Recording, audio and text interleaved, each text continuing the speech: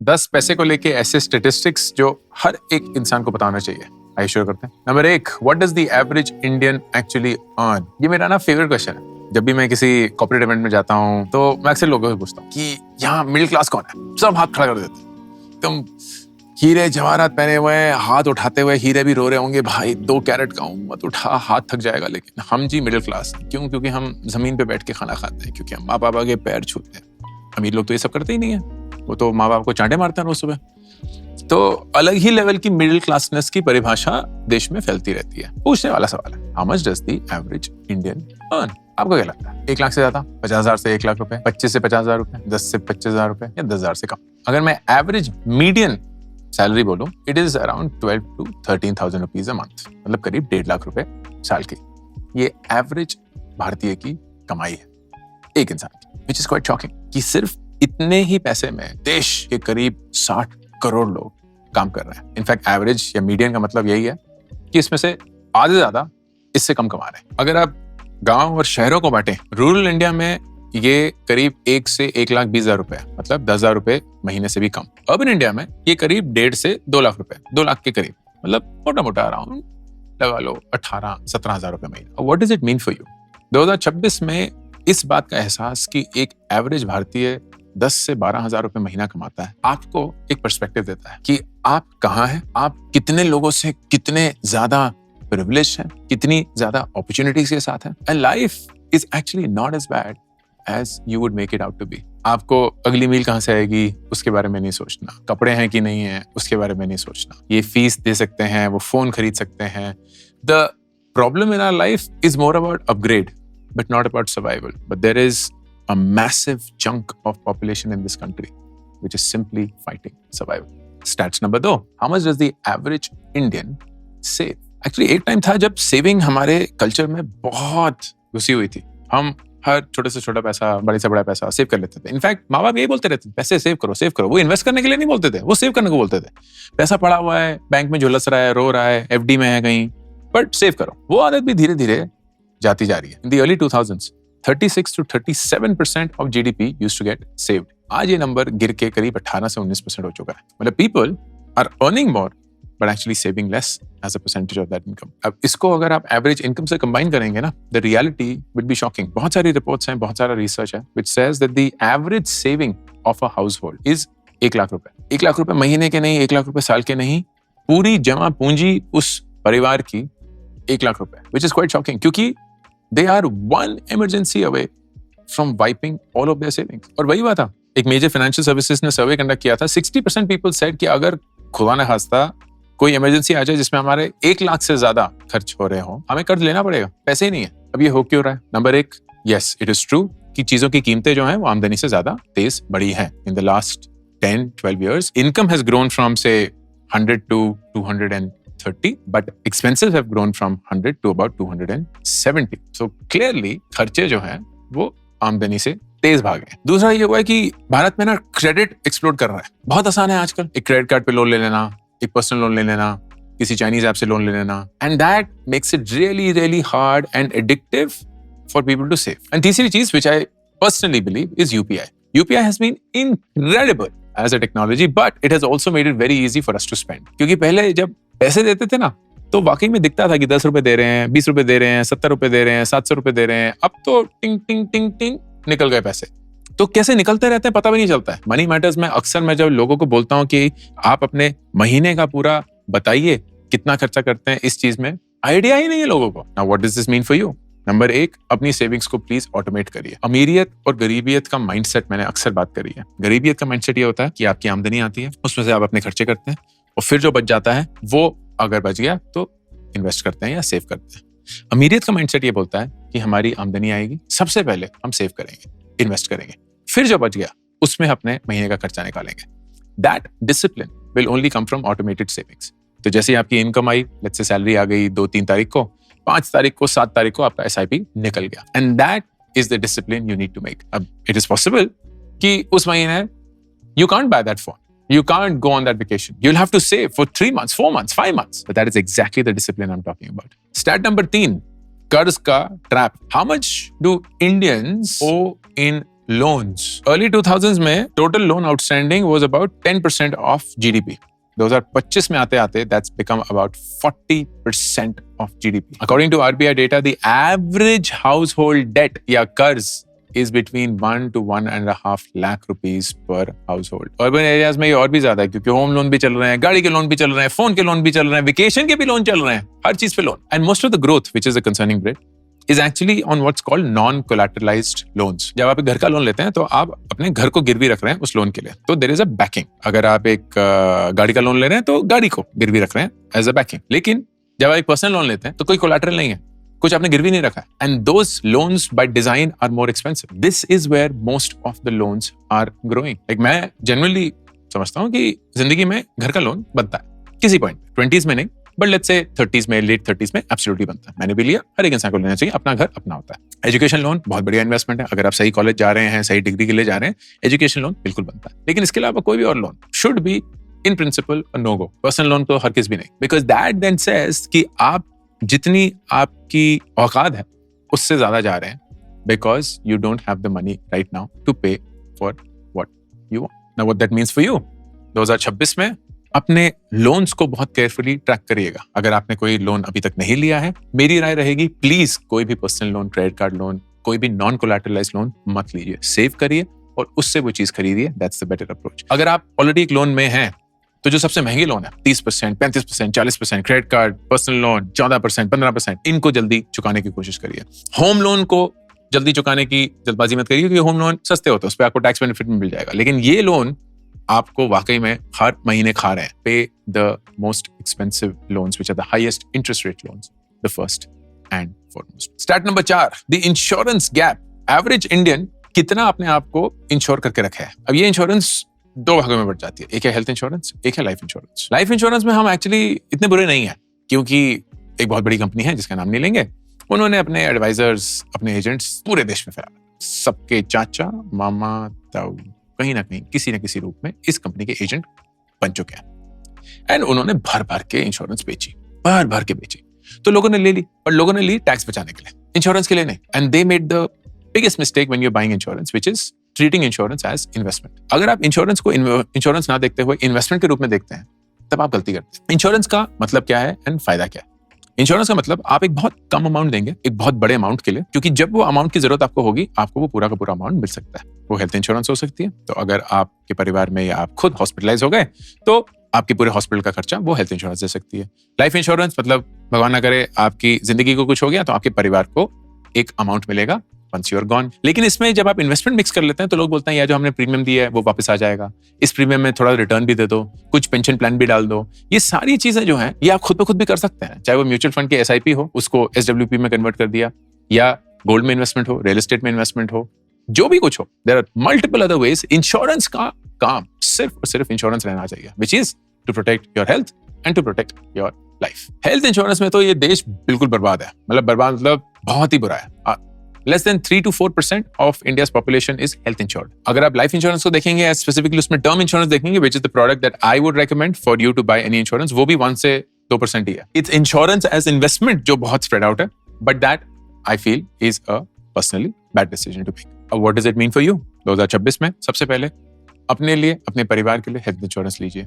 What is the right cover? The right cover or the amount that you actually insure yourself for. वो अगर आप एक बड़े शहर में हैं, then you should account for around 10 to 15 days of hospitalization and एक average cost ले लीजिए आप. 20-30 हज़ार रुपए तो आजकल कहीं नहीं गए, तो you're looking at anywhere between 3 to 4-5 lakhs. अगर आप बुजुर्ग हैं, सीनियर हैं, या आप अपने माँ बाप के लिए कर रहे हैं, you should look for around 20 to 30 days of hospitalization, and that could then be an insurance for maybe 10 lakhs, maybe even upwards. Life insurance, the right amount is around 15 to 20 times your annual salary. तो फर्ज करिए अगर आपकी annual salary 5 lakh रुपए, तो उसका 20 गुना 1 करोड़ का आप टर्म इंश्योरेंस कवर लेंगे कि अगर 60 साल की उम्र तक आपकी जिंदगी को कुछ हो गया तो आपके परिवार को 1 करोड़ रुपए मिलेंगे. अगर आपकी जिंदगी को 60 साल तक कुछ नहीं हुआ तो आपको कुछ नहीं मिलेगा. Now why would you do that? क्यों? क्योंकि इस 1 करोड़ के लिए आप बहुत कम प्रीमियम दे रहे होंगे, which is the lowest you will give for this cover. इसीलिए टर्म इंश्योरेंस सबसे बढ़िया होता है. जैसे ही आप इस इंश्योरेंस को इन्वेस्टमेंट बना देंगे, प्रीमियम बढ़ जाएगा, एंड कहीं ना कहीं से तो ये पैसा निकल के आना है ना, खैरात तो नहीं मिल रहा. So it is all part of the overall plan and that's why I recommend term insurance for the best insurance policy. Health insurance में कॉर्पोरेट इंश्योरेंस और पर्सनल इंश्योरेंस को अलग रखिएगा. कॉर्पोरेट इंश्योरेंस लैप्स हो जाती है जब आप कंपनी छोड़ देते हैं. एंड आजकल क्योंकि कंपनी इतनी जल्दी छोड़ देते हैं लोग, तो you don't want to go through the journey again and again. तो अपने इमीडिएट परिवार के लिए प्लीज हेल्थ इंश्योरेंस अलग से लीजिए. अगर आपके माँ बाप सीनियर सिटीजन हैं तो उन दोनों के लिए अलग से पॉलिसी लीजिए एंड अपने परिवार के लिए अलग से पॉलिसी लीजिएगा, क्योंकि हेल्थ इंश्योरेंस का जो प्रीमियम है वो सबसे सीनियर सिटीजन पे पेग्ड होता है. तो if your parents have senior citizen तो आपको अपनी इंश्योरेंस के लिए भी जबरदस्ती ज्यादा पैसे देने पड़ेंगे. Life insurance, ideal age would be late 20s. And you should also, if you are in that age, consider buying term insurance or life insurance for yourself. Stat number 5, average Indian कहाँ और कितना invest करता है? Actually, the biggest chunk of Indian household assets is still in real estate. I think it's about 50 to 60%. फिर FDs हैं, gold है, bank deposits हैं, stocks हैं, mutual funds हैं. It's actually quite a low number by the time it comes to mutual funds and stocks. Less than 3 to 4% of all Indians invest in mutual funds. Less than 6 to 7% have invested in stocks. Majority अभी भी FD में ही है, पैसा झुलस रहा है वहां. And real estate जहां पैसा illiquid है, which is fine, but needn't be the approach you follow. Now what does that mean for you? 2026 में 2-3 चीजें. एक तो सुना होगा आपने, म्यूचुअल फंड सही है. I am a big fan of mutual funds. क्यों? क्योंकि सबसे ज्यादा उसमें डिसिप्लिन है. तय नहीं करना है, मोटिवेशन नहीं है कि इन्वेस्ट करना है कि नहीं. हर महीने एक तारीख पे पूरी शिद्दत के साथ करना ही करना. That's it. Number 2, over a period of time it gives you really good returns predictably. तो अगर आप निफ्टी 50 में फॉर एग्जांपल इन्वेस्ट करते हैं 5 साल से ऊपर, you can reasonably be assured कि अराउंड 12 से 13% रिटर्न आएगा. अगर आप मिड कैप में करते हैं, रीजनेबली एश्योर्ड 14 से 16% आएगा. स्मॉल कैप में करते हैं, रीजनेबली एश्योर्ड कि 17 से 19%, विच इज ग्रेट. बिकॉज 5 साल तक 10 साल तक आप इन्वेस्ट करते रहेंगे, इन ग्रोथ रेट्स पे इन्वेस्ट करेंगे तो your money will compound. And क्योंकि डिसिप्लिन बैठा हुआ है ना, तो धीरे धीरे जुड़ता रहेगा. गोल्ड में इन्वेस्ट कर सकते हैं, सिल्वर में इन्वेस्ट कर सकते हैं. Those are all there. Real estate I would personally recommend मत करिएगा. बहुत कम लोग रियल एस्टेट से अमीर हुए हैं. वो अमीर हुए हैं और फिर उन्होंने रियल एस्टेट खरीदा है. बिकॉज जब आपको एक large some of money deploy करना होता है ना, तो आप स्टॉक म्यूचुअल फंड में कितना ही कर लेंगे, रियल एस्टेट एक पॉइंट पे बहुत अच्छा ऑप्शन बन जाता है. स्टॉक्स मत खरीदिएगा, इसलिए क्योंकि आप एक्सपर्ट नहीं है, मैं एक्सपर्ट नहीं हूं. हमें नहीं पता कि कौन सा स्टॉक खरीदना है, तो हम सुन के भाई ये बहुत सस्ता मिल रहा है, इसमें रातों रात दुगना होने वाला है, ये फाउंडर बहुत किक-एस है, यहाँ ये कुछ मिलने वाला है, यहाँ इनको कोई टेंडर हो गया है, इस में मत इन्वेस्ट करिए. ये अफवाहों पे जितना आप इन्वेस्ट करेंगे उतना ही अपने आपको रिस्क पे सब्जेक्ट करेंगे. The beautiful thing about mutual funds is you are outsourcing the thinking and the expertise to somebody else और वो आपके लिए सोच रहे और काम कर रहे हैं. प्लीज म्यूचुअल फंड सही है. Start number 6, the retirement crisis. क्या एवरेज इंडियन रिटायरमेंट के लिए तैयार है या नहीं? आंसर इज नहीं. 80% people actually have no source of retirement money, क्योंकि हमारे देश में रिटायरमेंट इज बच्चे. हमारे बच्चे हमें पालेंगे क्योंकि हमने उनको पाला. And that may not always work, क्योंकि कल्चरली बहुत चेंजेस आ रहे हैं. Right, there are smaller families, there are a lot of kids who are mobile, so all of this is changing the social fabric of the country, and that means कि retirement सिर्फ अपने बच्चों पे rely करना may not be the smartest thing to do. Retirement simply means कि आप किसी point पे अपनी income रोक रहे हैं. It doesn't mean कि आपने काम करना बंद कर दिया. No, you can continue working, and there are so many people who continue working even after retirement. लेकिन आप income अब generate नहीं कर रहे हैं, तो जितनी भी आपकी जमा पूंजी है, that is what you have to use to ensure that आप जितनी देर तक जिंदा रहें, you have a way of making it happen. हमने एक रिटायरमेंट प्लानर बनाया था. तो it basically says कि आपकी करंट उम्र क्या है. Let's say you are 25. आप किस एज पे रिटायर करना चाहते हैं? Let's say 45. एंड आप कब तक अपने एक्सपेंसेस प्लान करना चाहते हैं? Let's say 80. आपकी करंट सेविंग्स कितनी है? Let's say अभी आपकी सेविंग कुछ नहीं है, 0 है. एंड कितना आप मंथली इन्वेस्ट करते हैं? Let's say 5,000 रुपए आप इन्वेस्ट करते हैं. फिर ये पूछता है कहाँ इन्वेस्ट करते हैं, तो मैं बोलता हूँ फिक्स डिपॉजिट्स में तो सिर्फ 10% करते हैं, लार्ज कैप में 25 करते हैं, मिड कैप में 30 करते हैं और यहाँ 35 करते हैं. Right, so it comes to 100%. फिर स्टेप अप कितना कर रहे हैं हम, तो इस 5,000 को हर साल कितने से बढ़ाएंगे? ऐसे 5% से बढ़ाते हैं. पोस्ट रिटायरमेंट हमें कितने पैसे चाहिए होंगे? तो जब हम 45 साल के होंगे, आज की डेट के कितने पैसे हमें चाहिए होंगे उस समय? लेट्स से यू से कि मुझे 50,000 रुपए चाहिए हर महीना, एंड यू लाइक कि जब वो रिटायरमेंट का कॉर्पस मेरे पास आ जाएगा, मैं 50% फिक्स डिपॉजिट फिक्स रिटर्न्स में डालूंगा एंड 50% लार्ज कैप में. 6% में इन्फ्लेशन मान के चलता हूँ, क्योंकि हर साल इस 50,000 की कीमत बढ़ती रहेगी. So here is how the thing works. 25 साल की उम्र से आप शुरू करते हैं, 5,000 रुपए डाल रहे हैं, तो पहले साल 60,000 रुपए, फिर ऐसे ऐसे बढ़ता रहेगा, and you are still earning. Then at 45 you retire. When you retire at 45, you have around 78 lakh rupees in your corpus. अब इसके बाद आप पैसा निकालना शुरू करते हैं एंड इस कैलकुलेशन के आधार पे आपका पैसा जो है वो 4 साल के अंदर ही खत्म हो जाता है. Now, what does that mean? That means कि या तो आप इस 50,000 को कम करिए या इस 5,000 को बढ़ाइए. Let's say 25,000 रुपए करते हैं हम कि we will need 25,000 rupees a month. अब अगर ये करते हैं the amount remains still 55 and अगर इस 5,000 रुपए को हम बढ़ा के 10,000 कर देते हैं then you see that it remains still 70. But here is the biggest thing. अगर मैं इसको 5,000 ही रखूं एंड इसको भी अगर 50 ही रखूं, लेकिन ज्यादा एक्साइटेड ना होके 45 पे रिटायर करने की बजाय मैं 60 पे रिटायर करूं. Now let's see what happens. मैं पैसे इन्वेस्ट करता रहूंगा 60 साल की उम्र पे जो मेरे पास वो 77 लाख थे, अब मेरे पास है 6.9 करोड़ एंड इस पे अगर मैंने अब करना भी शुरू किया, मेरे पैसे कभी खत्म नहीं होंगे. 80 साल की उम्र में जब मैं मर भी जाऊंगा तब भी मेरे पास 3.5 करोड़ रुपए होंगे. This is after withdrawing 50,000 rupees every month. इसको अगर मैं 1 लाख करूं, देखते हैं क्या होता है. हाँ, तो फिर 70 साल की उम्र में खत्म हो जाएगा. इफ आई डू 70,000 फिर 74 की उम्र में खत्म हो जाएगा. तो 65-60 के बीच में I will have enough money for the rest of my life. This is the calculation that you can use for figuring out कि आपका रिटायरमेंट कॉर्पस क्या होना चाहिए एंड आप बच्चों पे निर्भर नहीं है. Start number 7. कितने लोगों को पर्सनल फाइनेंस आता है, उन्हें चमकता है कि पैसे को कैसे यूज किया जाए, कैसे मैनेज किया जाए. एक ग्लोबल सर्वे किया था स्टैंडर्ड एंड पुअर्स ने, which is S&P. They figured कि 24%, which is about 1 in 4 Indians, are aware about financial literacy और are financially literate. Financial literacy का क्या मतलब? कि आपको बेसिक कॉन्सेप्ट्स आते हैं. कंपाउंड इंटरेस्ट क्या होता है, इन्फ्लेशन क्या होता है, रिस्क कैसे मैनेज होता है, म्यूचुअल फंड स्टॉक्स कैसे काम करते हैं, डिफरेंट एसेट क्लासेस कैसे होती हैं. अब ये जरूरी क्यों है? ये जरूरी इसलिए है क्योंकि एक चीज जो मुझे जेन्युइनली लगता है लोगों को समझ में नहीं आती, वो है कंपाउंड इंटरेस्ट. कंसेप्चुअली या थियोरेटिकली तो शायद आपको आता भी होगा, लेकिन आपकी प्रॉब्लम नहीं है, आपकी गलती भी नहीं है. अगर आप अपने 20s में है ना, आपको पता ही नहीं है कि कंपाउंड इंटरेस्ट काम कैसे करता है, क्योंकि कंपाउंड इंटरेस्ट को काम करने के लिए एक बहुत जरूरी चीज चाहिए होती है और वो है वक्त. वक्त तो आपके पास है ही नहीं, क्योंकि आप तो अभी अपनी 20s में ही हैं. तो इसीलिए आपने कंपाउंड इंटरेस्ट को देखा ही नहीं है इन एक्शन. आप हर महीने वो 5,000, 7,000, 10,000 रुपए इन्वेस्ट कर रहे हैं. 3, 4, 5 साल हो चुके हैं, कुछ हो ही नहीं रहा है. And you are feeling very anxious, you feeling very impatient. लेकिन 7 साल के बाद धीरे धीरे कुछ शुरू होता है. 10 साल के बाद बहुत ज्यादा हो जाता है. 15 साल के बाद एक अलग ही लेवल आ गया. 20 साल बाद आपका पैसा इतना जनरेट कर रहा है इन जस्ट इंटरेस्ट जितना आपने पूरा डाला भी नहीं अपना. That is only experienced with life. 2026 में the thing that I would love for you to do is commit to compounding. चाहे वो आपके पैसे पे हो, चाहे वो आपकी स्किल्स पे हो, चाहे वो आपकी रिलेशनशिप्स में हो. अगर आप सेम ग्रोथ रेट से अपने स्किल्स में इन्वेस्ट करेंगे, अपने रिलेशनशिप्स में इन्वेस्ट करेंगे, अपने पैसे में इन्वेस्ट करेंगे, after a few years it will start showing you far bigger results than what it is showing you today. State number 8. The tax reality. भारतीय लोग टैक्स कैसे हैंडल करते हैं. टैक्स ना बड़ी इंटरेस्टिंग चीज है. बहुत सारे लोग टैक्स को हेट करते हैं. I actually feel tax is a very proud thing because it means कि आप जिंदगी में उस मकाम पे पहुंच चुके हैं जहां आप प्रॉफिटेबल हैं. Where you are earning, you are aware of your expenses and you now know how much is the profit and loss, thus to be paying tax on it. It's a sign of adulting. मेरे लिए मुझे अभी भी याद है जब मैंने 2004 में अपनी पहली बार इनकम टैक्स रिटर्न भरा. बहुत ही प्राउड मोमेंट. 2021 में मैंने पहली बार कॉर्पोरेट टैक्स फाइल किया क्योंकि आज तक कभी प्रॉफिट कमाया नहीं था.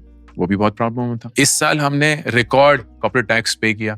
वो भी बहुत प्राउड मोमेंट था. Because at the end it tells me कि मैं अपने आमदनी, अपने खर्चों का हिसाब रखता हूँ and I understand what I am contributing to nation building. लेकिन प्रॉब्लम यह है कि 140 करोड़ लोगों में से 2-2.5 करोड़ ही हैं जो इनकम टैक्स फाइल करते हैं, क्योंकि ज्यादातर जनता तो इनकम टैक्स की कैबिनेट में आती भी नहीं है. अगर आपका इनकम टैक्स 0 भी है तब भी आपको फाइल तो कायदे से करना चाहिए, लेकिन वो भी बहुत कम लोग करते हैं. फिर फाइनेंस मिनिस्टर ने लास्ट ईयर 12 लाख से कम इनकम टैक्स भी माफ कर दिया था, तो उससे भी एक अलग लेवल ऑफ वेव आ गई. But what's the challenge in not knowing how to manage your taxes. Number 1, आप टैक्स बचाने के लिए डिसीजंस लेते हैं, ना कि सही डिसीजन लेने के लिए. Insurance is the best example. Section 80 में आपको इनकम टैक्स बेनिफिट्स मिलते हैं इन फॉर्म ऑफ रिडक्शंस, और वो आपकी इंश्योरेंस पॉलिसी हो गई उसके लिए मिलते हैं, आपकी हेल्थ इंश्योरेंस हो गई उसके लिए मिलते हैं, आपका पीएफ में आपने डाल दिया उसके लिए मिलते हैं, आपने म्यूचुअल फंड ELSS ले लिया उसके लिए मिलते हैं. तो लोग सिर्फ उसके लिए कर लेते हैं. उनको कोई आइडिया नहीं है कि क्यों कर रहे हैं, कैसे कर रहे हैं, क्या होने वाला है उसके लिए. भाई टैक्स बचा लो, टैक्स बचा लो, टैक्स बचा लो. The right way to think about this is कि फर्ज करो मैं ओल्ड टैक्स रिजीम नहीं, नई टैक्स रिजीम पे जाता हूं जहां मैं कोई भी डिडक्शंस अवेल नहीं करूंगा. अब ये सारा पैसा मेरे पास आ रहा है, मेरे हाथों में. हाँ, इस पे मैं टैक्स दे रहा हूं, लेकिन जो पैसा बच गया उसको अगर मैं सही से डिप्लॉय करूं एक इन्वेस्टमेंट इंश्योरेंस प्रोडक्ट में ना करते हुए एक म्यूचुअल फंड प्रोडक्ट में करूं, गोल्ड में करूं, रियल एस्टेट में भी करूं, I will generate more returns and over a period of time ये कम पैसा भी जो मेरे हाथ में आया बहुत ज्यादा बन जाएगा, एज अगेंस्ट अगर मैं उससे एक इंश्योरेंस प्रोडक्ट खरीद लूं एंड वो वही मुझे 4, 5, 6, 7% का झुलसता हुआ रिटर्न देगा, which will not amount to anything. That's the way you have to think about it. It is not tax avoidance. It is tax planning. मैं टैक्स के घपलों वालों से तो बात नहीं कर रहा हूं। जो टैक्स देना चाहता है उसका मकसद टैक्स कम करना नहीं होना चाहिए, उसका मकसद होना चाहिए कि कितना मेरे पास हाथ में पैसा आए और उससे मैं कहां इन्वेस्ट करूं ताकि इस टैक्स की लाइबिलिटी को मैं बहुत ज्यादा सरपास कर पाऊं in a few years. Stat number 9, Bharat में कितना पैसा फ्रॉड में चला जाता है, स्कैम्स में चला जाता है. This is not corruption, fraud या scam. This is आप और मैं डिजिटल अरेस्ट हो गए हैं, हमारा आधार नंबर लीक हो गया है और उसकी वजह से किसी ने हमारा बैंक लॉगिन या एक्सेस ले लिया है, हमारे पैसे कहीं से निकल गए हैं. ये कंज्यूमर लेवल पे फ्रॉड या स्कैम. इसका कोई कॉन्क्रीट डेटा नहीं है, but the range is very wide. All the way from 30,000 crores to 1,20,000 crore every year, ये 2025 की बात कर रहा हूँ, Indians lose to scam and frauds.